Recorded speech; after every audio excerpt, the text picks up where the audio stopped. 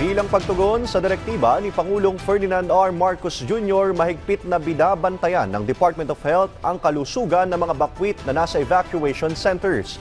Handa na rin ang ayuda ng Department of Agriculture sa mga magsasakang apektado ng Bagyong Christine. Si Joshua Garcia ng PTV para sa Balitang Pambansa.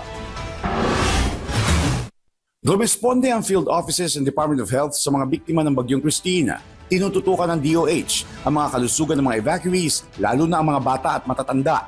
Binigyan sila ng libreng check-up at gamot. Namahagi rin ng DOH ng disinfectants, chlorine granules at aquatabs para sa personal hygiene ng mga bakwit. Binigyan din sila ng malinis na tubig at sanitation.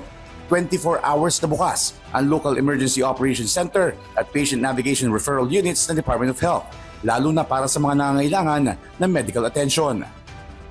Handa na ang 80 milyong pisong ayuda sa mga magsasakang apektado ng Bagyong Christine.